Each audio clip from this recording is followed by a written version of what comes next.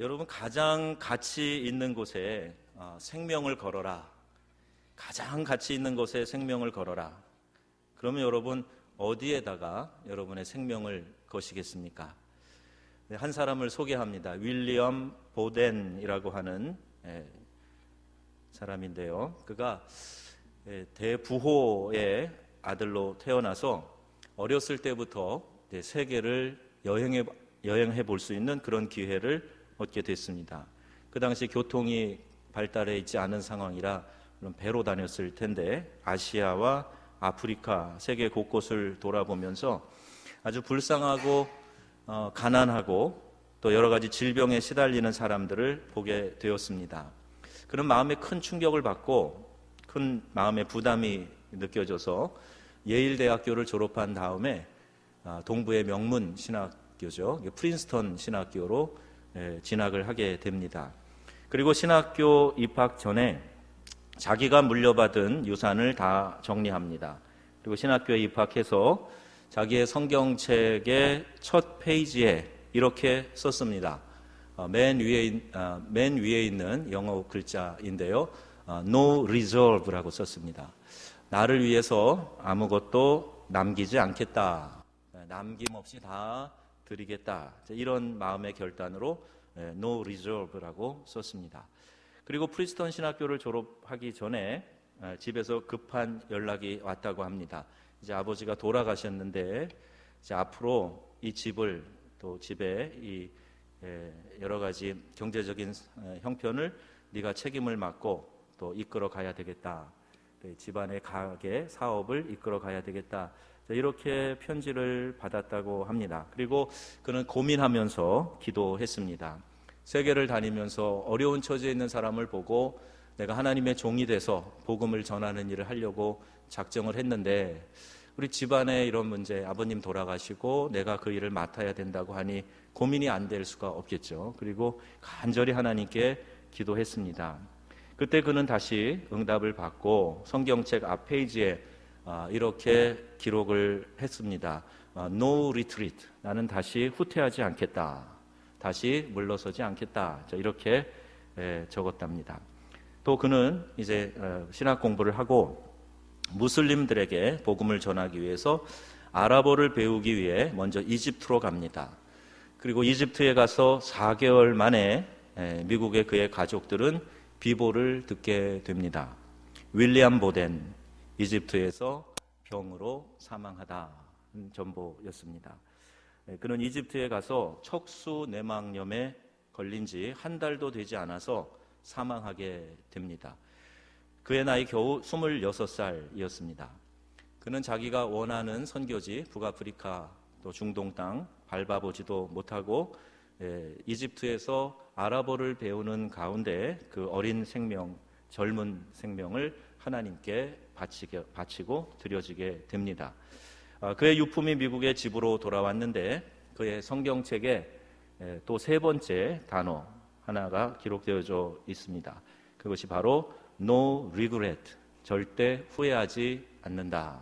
자, 이렇게 세 문장이 쓰여져 있었습니다. 자, 여러분 지금 이 이야기를 들으면서 어떤 생각이 드십니까? 젊은 나이에 정말로 철이 없구나. 아니, 아버지가 그렇게 부자면 돈을 많이 벌어서 선교 사업에 도움을 줘도 되지. 무슨 그런 어리석은 극단적인 결단을 했는가? 혹시 이런 생각도 드시지 않습니까?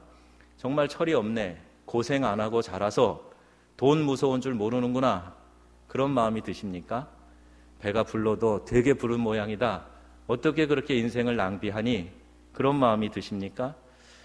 그의 선택과 그가 생명을 건 일이 가치가 없다고 할 수가 있겠는가?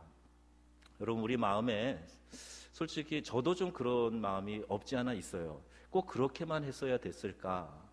제가 목회자이고 선교사역을 했고 또 지금 설교하는 목사로 서 있지만 꼭 그렇게 결단을 했어야만 했을까 하는 마음이 없지 않아 있습니다. 그가 만약 그의 인생이 좀 아깝다 하는 생각이 드신다면 남미 에콰도르에 있었던 이 식인종 부족에게 복음을 전하다가 아까운 생명을 바쳤던 짐 엘리어트의 얘기를 한마디 더 제가 추가로 하겠습니다. 짐 엘리어트는 식인종 마을에 갔습니다. 그의 친구들과 갔어요. 그리고 워낙 위험한 지역이니까 맹수도 있고 또 생명의 위협을 노릴 많은 위험한 그런 요소들이 있기 때문에 허리에 총을 실탄을 장전해서 차고 있었습니다. 그런데 그들이 복음을 전하려고 했던 부족을 만났고 그 부족의 창에 의하여서 찔려 죽습니다. 그리고 마지막까지 장전된 총을 발포하지 않았습니다. 그의 그 이야기가 미국에 전달되었을 때 그는 짐 엘리어트는 휘튼 대학교 출신입니다. 시카고에 있는 휘튼 대학교인데 제가 몇 해 전에 거기를 가봤는데요. 그 휘튼 출신들이 참 위대한 그 일들을 많이 했고 좀 조국의 어떤 신앙적인 면이나 조국의 명예를 빛낸 사람들이 많은데 이 짐 엘리어트가 그때 이름도 알려지지 않은 그 남미 에콰도르의 부족에 의하여서 그의 창에 맞아 죽고 그의 친구들이 다 죽게 될 때 미국에서는 대서특필을 했습니다. 아까운 젊은이들, 이 나라의 인재들이 그곳에 가서 생명을 잃었다. 이게 얼마나 큰 낭비냐, what a waste라고 큰 대서특필을 해서 여러 미국의 신문 잡지에 타픽으로 나왔습니다. 젊은이들이 그 생명을 낭비했다, what a waste, 낭비다, 큰 낭비다, 이렇게 이야기들을 했습니다. 과연 이것이 낭비일까? 젊은이들이 젊은 이제 결혼해서 신혼부부인 사람들이 그곳에 가서 식인종의 창에 맞아 죽고 너무 무의미한 것이 아니냐. 짐 엘리어트를 찔러 죽인 사람은 나중에 목사가 됩니다. 그의 아내가 또 선교사로 가서 복음을 전합니다. 많은 언론들이 이것은 낭비다라고 얘기했던 것처럼 과연 이것이 낭비라면 그럼 제가 하나 더 여러분에게 말씀드리겠습니다. 예수 그리스도라고 하는 분, 예수라는 청년이 이 땅에 와서 사람들을 위해서 그의 삶을 살아가다가 사람들의 죄를 대신 지고 십자가에 죽었다. 우리가 똑같은 이야기를 할 수 있습니다. What a waste. 얼마나 큰 낭비이냐. 똑똑한 청년이 뭔가 정신이 좀 이상해서 너무 심하게 종교 생활에 빠져서 그의 젊은 인생을 낭비하였구나. 여러분 이렇게 생각하시렵니까? 십자가 위에 예수는 죄의 형벌을 내 대신 감당하시고 온 인류의 죄를 대신 지시고 대속의 사업, 구속의 사역을 완성하셨습니다. 그 젊은 예수님이 십자가에서 죽으셨다. 그래서 젊은이가 요절한 사건으로, 아까운 인생 낭비한 사건으로 이렇게 생각하시렵니까?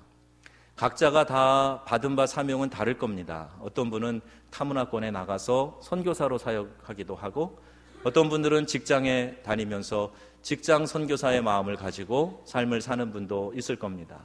내 자녀들을 믿음으로 잘 키워서 이 자녀들을 통해 하나님의 나라에 귀하게 쓰임받는 인재로 만들어야 되겠다. 그런 교육 철학을 가지고 자녀를 양육하고 있는 분들도 계실 거예요. 또 나는 내 건강을 가지고 교회 나와서 봉사를 하고 여러 가지 남의 눈에 띄지 않는 곳에서 섬기는 일을 하면서 하나님의 영광을 위해 살겠다. 각자의 마음과 생각은 다 다릅니다. 그런데 어떤 사람이 이렇게 생명을 내어주고 고귀한 희생을 한 것에 대해서 우리는 세속적인 판단과 가치를 가지고 그것은 낭비다라고 말할 수 없다는 것입니다. 만약에 그것이 낭비라면 예수님의 십자가의 죽음 역시도 낭비라고 말하고 말 것이기 때문입니다. 로마서 6장 4절에서 6절에 그렇게 말씀하고 있습니다. 그리스도를 죽은 자 가운데서 살리심 같이 우리로 또한 새 생명 가운데서 행하게 하려 하심이니라, 이 말씀입니다. 여러분, 기독교는 희생의 종교입니다. 한 알의 밀알이 땅에 떨어져서 그 밀알이 땅속에 묻혀 썩게 되면 마치 하나의 생명이 없어진 것 같지만 그 밀알로 말미암아 싹이 나서 자라고 수없이 많은 또 다른 곡식이 열매가 거기서 맺혀지게 된다는 것입니다. 왜 이렇게 기독교가 무능력하고 힘이 없어지는가? 내가 밀알로 썩어지려고 하는 마음이 없기 때문입니다. 십자가 없이는 영광이 없다. 오늘 새벽에도 말씀 묵상을 했는데 우리는 십자가를 통과하지 않는 영광만을 생각하는 겁니다. 희생과 고난 없이 내게 영광이 주어지기를 기대하고 그 영광만을 바라고 내 이름이 그렇게 값싸게 높여지기를 바라고 다른 사람들의 환호와 칭찬을 받기를 원합니다. 그러나 정작 내 앞에 주어져 있는 십자가는 지려고 하지 않습니다. 여러분, 우리가 십자가를 기쁨으로 지게 될 때, 고난을 통과하게 될 때, 그 고난이 비로소 감격스러운 영광으로 내게 다가오게 된다 하는 이 성경의 진리의 말씀을 여러분 깊이 간직하시고 또 그 말씀의 원리대로 살아가시기를 주님의 이름으로 축복합니다. 예수의 십자가의 은혜는 결코 값싼 것이 아닙니다. 십자가의 정신으로 산다는 것은 결코 쉬운 일이 아닙니다. 그럼에도 불구하고 그 십자가 뒤에는 찬란한 영광, 감격스러운 승리가 있기 때문에 우리가 십자가를 기쁨으로 지려고 하는 것입니다. 여러분, 우리 명성교회 사랑하는 성도 여러분, 십자가의 고난, 그리스도를 위한 핍박과 박해, 또 예수님 때문에 받아야 되는 손해, 예수님 때문에 받는 모욕, 우리가 기쁨으로 감당해서 우리 주님의 이름이 높아지고 그 십자가의 정신으로 사는 것으로 말미암아 내 삶이 더욱 복되고 감격스럽고 영광스러운 삶이 되기를 주님의 이름으로 축복합니다. 우리가 예수의 십자가에 못 박힌 것 외에는 자랑할 것이 없다라고 말했던 사도 바울의 고백이 오늘 우리의 고백이 되어야 될 줄로 믿습니다. 그럼에도 불구하고 오늘 우리의 교회는, 오늘 우리 개인의 삶에는 자랑할 것이 너무 많아요. 여러분이 얼마나 뛰어난 분인지 한번 사도 바울의 이력과 비교를 해보시면 좋겠습니다. 바울은 길리기아 다소에서 태어났습니다. 오늘의 터키 땅이지만 그 당시에는 문화의 중심지입니다. 잘 나가는 문명의 중심지고 교육의 중심지입니다. 상업의 중심지예요. 그 다소에서 태어나서 가말리엘이라고 하는 그 당시에 뛰어난 석학 밑에서 제자로 공부를 했습니다. 엘리트 교육을 받은 사람입니다. 오늘날로 말하면 서울대학교 박사과정을 수료한 사람이라고 그렇게 볼 수도 있습니다. 유대인 가운데 베냐민 지파입니다. 우리 대한민국에서 안동권 씨가 성씨의 자부심을 무척 쓸데없이 갖고 있는 것과 비슷하게 유대인들 중에는 이 베냐민 지파 사람들이 그 부족적인 지파의 자부심이 상당히 컸습니다. 내가 베냐민 지파요, 유대인 중에 유대인이요, 율법대로 난 지 8일 만에 할례를 받고 어려서부터 율법에 통달하고 율법을 지키고, 유대인 아이들은 지금도 9살, 10살 되면은 모세오경을 암송합니다. 그리고 15살이 되기 전에 구약 성경을 암송하게 합니다.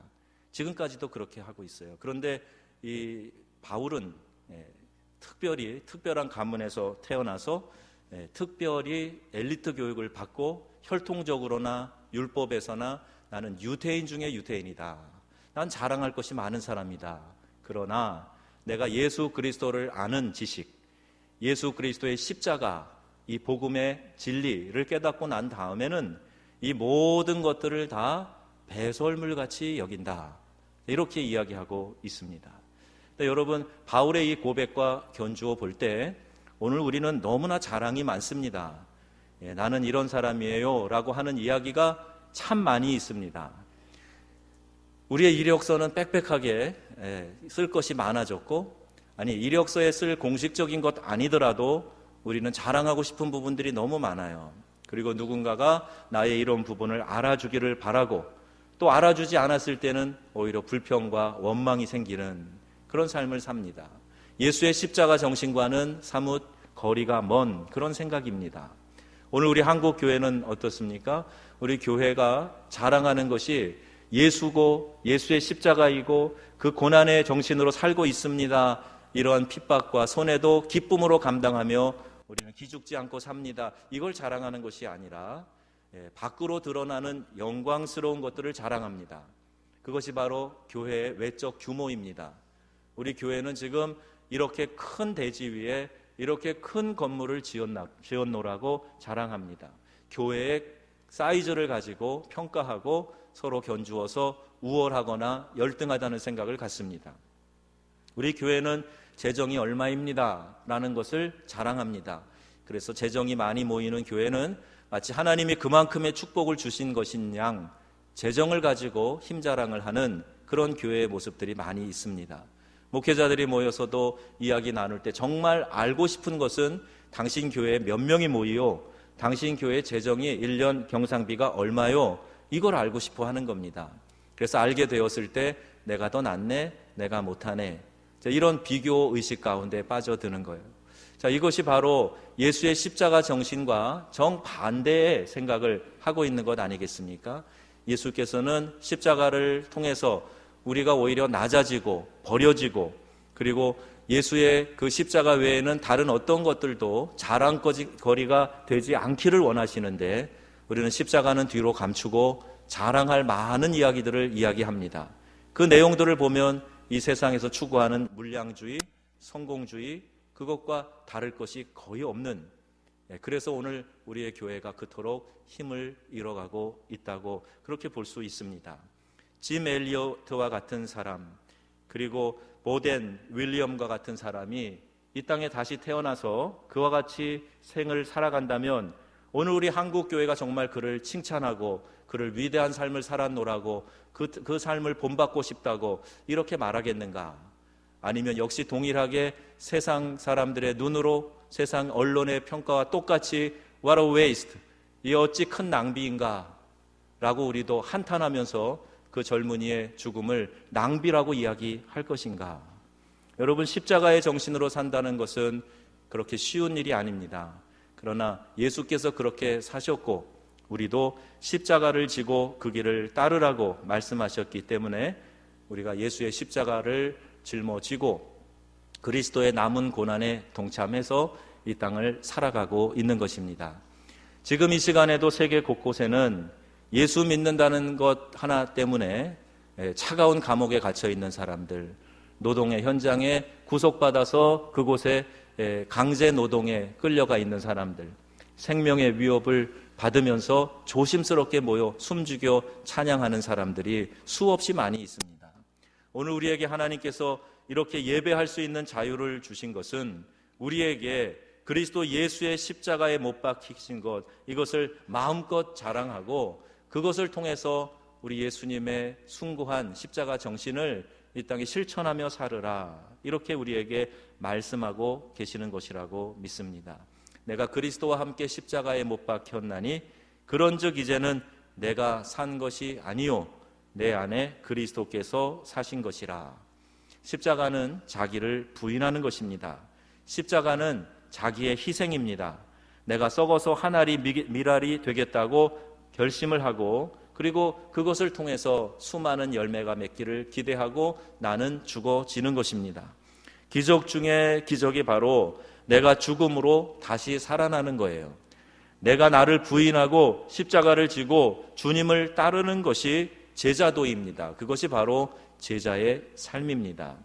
오늘 우리 교회는 이 십자가의 능력을 자랑하는 교회가 되어야 되겠습니다.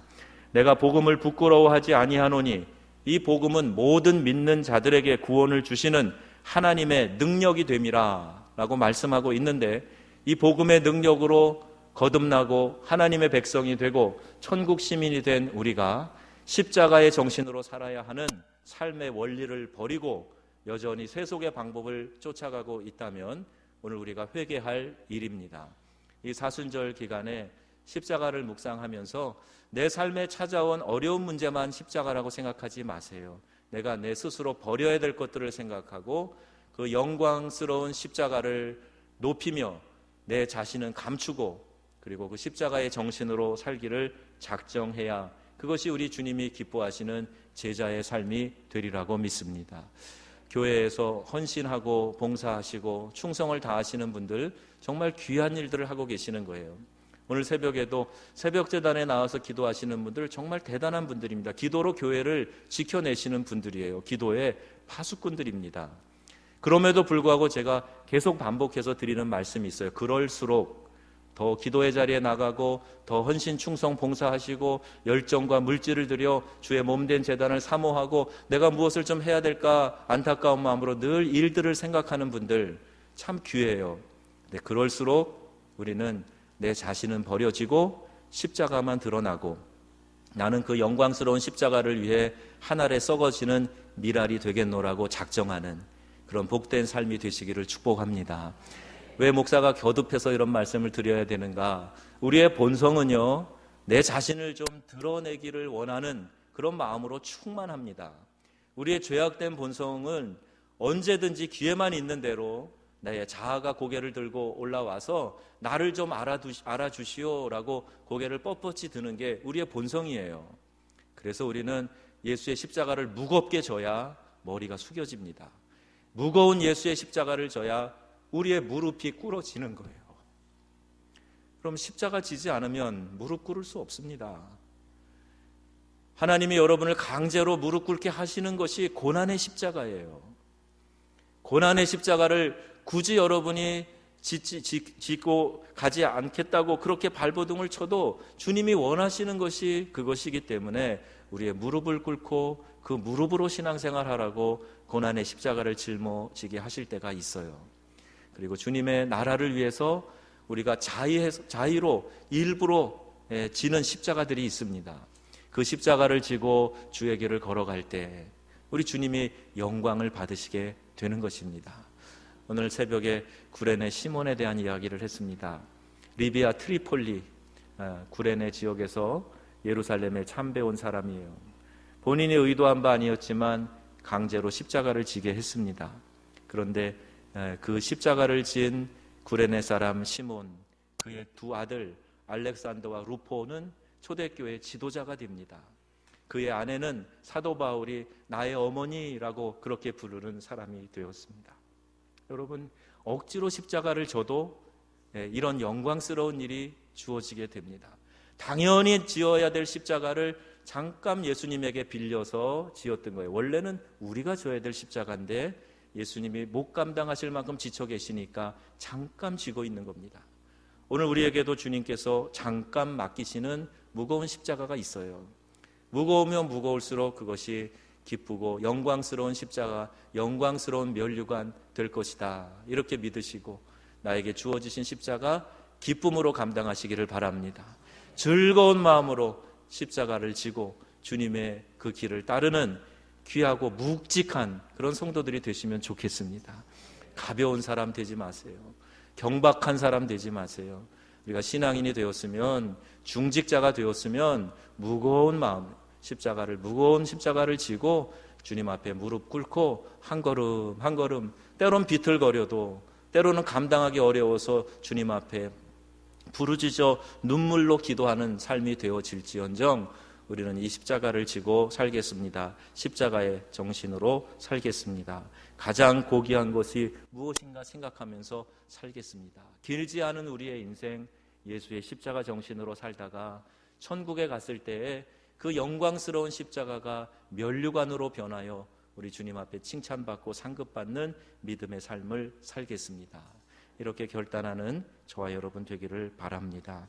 가장 가치 있는 것, 내가 생명을 걸고 지켜야 될 것, 생명을 걸고 전해야 할 것은 십자가의 복음입니다.